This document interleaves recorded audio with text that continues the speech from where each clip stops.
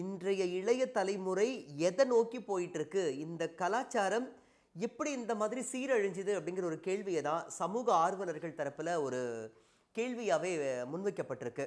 இந்த ஒரு சம்பவத்துல என்ன நடந்தது அப்படிங்கிறதா நாம பார்க்க போறோம். சென்னையிலிருந்து திருத்தணி நோக்கி போற எலக்ட்ரிக் ட்ரெயின்ல 34 வயது மதிக்கத்தக்க மகாராஷ்டிராவை சேர்ந்த இளைஞர் சூரஜ் இவர் என்ன பண்றாருன்னா டிராவல் பண்றாரு. இதே ட்ரெயின்ல கஞ்சா போதையில ஆயுதங்களோட 17 வயது மதிக்கத்தக்க சிறுவர்கள் 4 பேரோ அந்த ட்ரெயின்ல ஏறினதாவும் சொல்லப்படுது.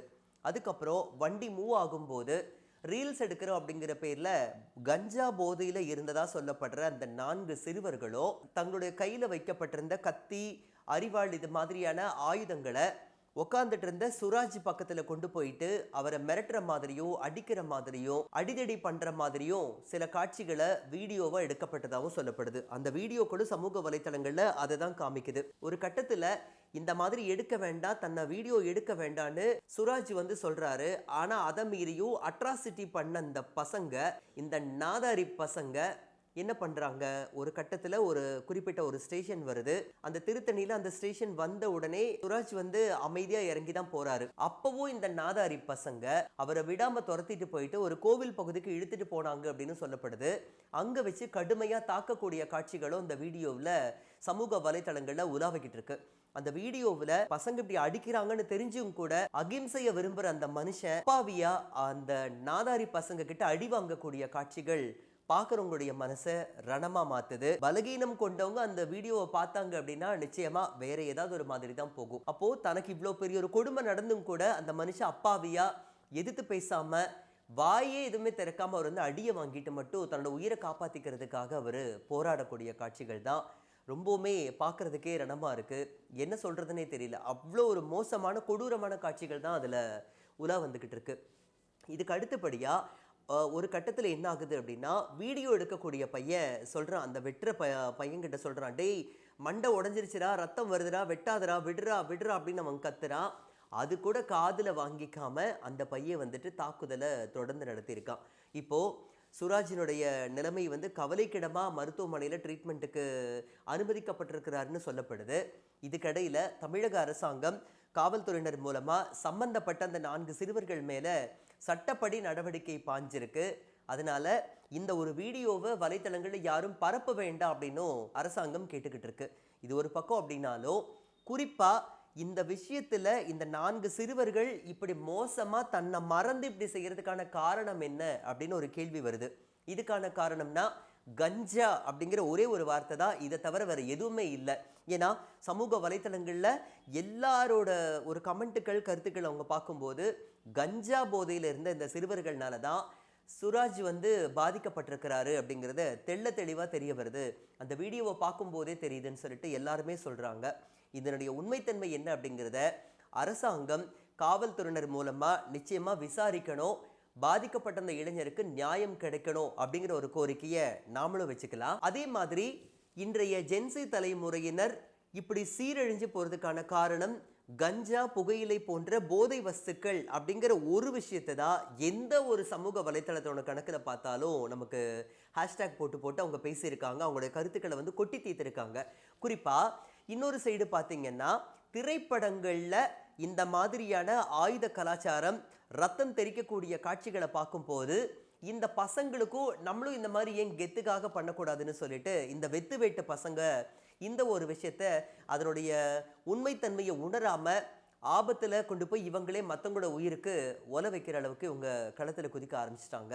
குறிப்பா தான் என்ன பண்றோங்கிறது தெரிஞ்சு பண்ணானா தெரியாம பண்ணானா அப்படிங்கிற ஒரு கேள்வி இருந்தாலும் கஞ்சா போதையினாலதான் இந்த 4 சிறுவர்கள் சுராஜை இப்படி கடுமையா உயிர் போகக்கூடிய அளவுக்கு தாக்குதல் நடத்தி ஹாஸ்பிட்டலுக்கு கொண்டு போய் அட்மிட் பண்ற அளவுக்கு இங்க ஆக்கி விட்டுருக்காங்க.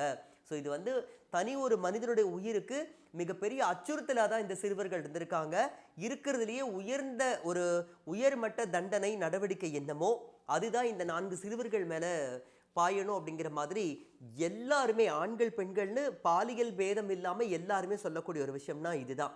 இதுல இன்னும் சொல்ல போனா திரைப்பட விமர்சகர் ப்ளூ சட்டை மாறன் என்ன சொல்லியிருக்காரு அப்படின்னா, இங்க வந்துட்டு ஒரு போதை கலாச்சாரத்தை ஒழிக்கிறோம் அப்படிங்கிற ஒரு பேர்ல ஆயுத கலாச்சாரத்தையோ ரத்த களரியா இருக்கக்கூடிய காட்சிகளையோ திரைப்பட இயக்குனர்கள் லோகேஷ் கனகராஜ், மாரி செல்வராஜ் இது மாதிரியான இயக்குனர்கள் வந்து காமிக்கிறாங்க. இந்த மாதிரியான காட்சிகளை பார்க்கறதுனால தான் சிறுவர்கள் வந்து இன்னைக்கு சீரழிஞ்சு நிற்கிறாங்கன்னு சொல்லிட்டு அவர் ஒரு பக்கம் குற்றச்சாட்டு வச்சிருக்கிறாரு. இது ஒரு பக்கம் அப்படின்னா, மக்கள் அவங்களுடைய சமூக வலைதள கணக்குகள்ல கஞ்சா கலாச்சாரத்தினால தான் இன்றைய ஜென்சி தலைமுறையினர் சீரழிஞ்சிட்டாங்க அப்படின்னு அவங்க சொல்றாங்க. அமைச்சர் திரு மா சுப்பிரமணியம் அவர்கள் சொல்லியிருக்கிறாரு, தமிழ்நாட்டில் கஞ்சாங்கிற வார்த்தைக்கே இடமில்ல, கஞ்சா புழக்கம் இருக்கக்கூடிய தகவல் எங்களுக்கு கிடைச்சது அப்படின்னா அது சம்பந்தமா திமுக தலைமையிலான அரசு உரிய நடவடிக்கைகளை எடுத்துக்கிட்டு இருக்கு, எடுக்கிறதுக்கும் தயங்காது அப்படிங்கிற மாதிரியும் அவர் சொல்லியிருந்தாரு. அப்போ தொலைக்காட்சி செய்திகள்ல இந்த கடந்த சில ஆண்டுகளா, குறிப்பா 2025ஆம் ஆண்டுல எத்தனை கஞ்சா வழக்குகள் பதியப்பட்டிருக்கு அப்படின்னு பார்க்கும்போது தொலைக்காட்சி செய்திகளுடைய அந்த யூடியூப் லிங்க் எல்லாமே கிடைச்சிது. குறிப்பா இந்த மாதிரி இத்தனை கிலோ கஞ்சா பறிமுதல் பண்ணப்பட்டிருக்கு, அத்தனை கிலோ கஞ்சா பறிமுதல் பண்ணப்பட்டிருக்கு, போதை மாத்திரைகள் வந்துட்டு பறிமுதல் செய்யப்பட்டிருக்கு. குறிப்பா நம்ம சென்னை எம்எம்சி மெட்ராஸ் மருத்துவக் கல்லூரியில கூட அங்க பயிற்சி மருத்துவர்கள் போதை வஸ்தை வாங்கிட்டு அதனால போலீஸ்ல மாட்டினதோ, டெலிவரி பாய் அவர் மாட்டினதோ, சில அரசியல் கட்சி பிரமுகர்கள் மேலேயும் ஒரு பழியை தூக்கி போட்டதோ பலவிதமான விஷயங்கள்லாம் வந்திருக்கு. அப்ப இதெல்லாம் பொய்யா அப்படிங்கிற ஒரு கேள்வியை கேட்க தான் வைக்குது. ஸோ இந்த மாதிரியான விஷயங்கள், குறிப்பா போதை வஸ்துக்கள் மேல அரசாங்கம் ஒரு சீரிய முறையில போர்க்கால அடிப்படையில் பலவிதமான நடவடிக்கைகள் எடுக்கணும். கஞ்சா போன்ற போதை வஸ்துக்கள் இளைஞர்களை சீரழிக்கக்கூடிய மது, இந்த மாதிரியான கலாச்சாரத்தை ஒழிக்கிறதுக்காக முழு மூச்சில நடவடிக்கை எடுத்தால் மட்டும்தான் இந்த சமுதாயம் மிக மிக மிக சிறப்பான ஒரு சமுதாயமா, நல்ல குடிமக்களை கொண்ட ஒரு சமுதாயமா உருவாகும்னு சொல்லிட்டு சோசியல் ஆக்டிவிட்டிஸ்ட் எல்லாருமே சொல்றாங்க. ஸோ இந்த தமிழ்நாடு அரசாங்கம் இந்த திருத்தணியில பாதிக்கப்பட்ட இந்த இளைஞருக்கு எந்த வகையிலெல்லாம் நியாயம் கொடுக்க போகுது அப்படிங்கிறதையும் நம்ம பார்க்கலாம். குறிப்பா மகாராஷ்டிரா, இப்ப வட மாநிலங்களிலிருந்து இங்க வட மாநிலத்தவர்கள் நம்ம ஊருக்கு வர்றாங்க அப்படின்னா வந்தாரை வாழ வைக்கும் தமிழ்நாடுன்னு நம்ம சொல்றோம். அப்போ தன்னுடைய குடும்ப கஷ்டத்துக்காக அவங்க குடும்பத்தை எல்லாம் விட்டுட்டு இங்க வந்து அனாதையா ஒரு 10 ரூபாய்க்கும் 5 ரூபாய்க்கும் ரேஷன் அரிசியை அவங்க வந்து சாப்பிட்டுட்டு ஒரு 10 ரூபாய் 5 ரூபாய் கூலிக்காக அவங்க ஓடி ஓடி உழைக்கிறத நம்மளால பார்க்க முடியுது. அவங்க யாரா வேணா இருக்கட்டும், மனிதாபிமானத்தின் அடிப்படையில அவங்களும் பிழைப்பு தேடி இங்க வந்திருக்கிறாங்க. அவங்க ஊர்ல பிழைக்கிறதுக்கான வழிவகைகள் இல்லை, வேலை வாய்ப்பின்மை காரணத்தினால தான் நம்ம தமிழ்நாட்டுக்கு அவங்க தேடி வந்திருக்காங்க. நம்மளும் வாழ்றோம், அவங்களும் வாழட்டுமே, வாழ வைத்து நம்ம வாழ்றது தானே உண்மையான ஒரு மனுஷனுடைய ஒரு சந்தோஷமே இருக்கு. அப்போ ஒரு பிழைப்பு தேடி வந்தவனுக்காக அந்த மனிதனுக்கு மரணம் தான் பரிசா கொடுக்க போகுதா இந்த தமிழ்நாடு அப்படிங்கிற ஒரு கேவலமான ஒரு கேள்வியை கேட்க வச்சுட்டாங்களே இந்த கஞ்சா போதை சிறுவர்கள் அப்படின்னு நினைக்கும் போது மனசு ரொம்ப ரணமா இருக்கு. ஸோ அரசாங்கம் இந்த கஞ்சா போதை சிறுவர்கள் மேல இன்னும் எந்த மாதிரியான நடவடிக்கைகள் எடுக்க போகுது, இந்த வழக்கு எதை நோக்கி போக போகுது, ஜஸ்டிஸ் ஃபார் சுராஜ் அப்படின்னு சொல்லி வலைத்தளவாசிகள் ஹேஷ்டேக் போட்டு ட்ரெண்டிங்ல கொண்டு வந்து விட்டுருக்காங்க. பாதிக்கப்பட்ட சுராஜ் நிச்சயமா அவர் நல்ல குணமாகி வீடு திரும்பிடணும், அவருக்கு மறுபடியும் வாழ்க்கை கிடைக்கணும், நியாயம் கிடைக்கணும். கிடைக்குமா? பொறுத்திருந்து பார்க்கலாம்.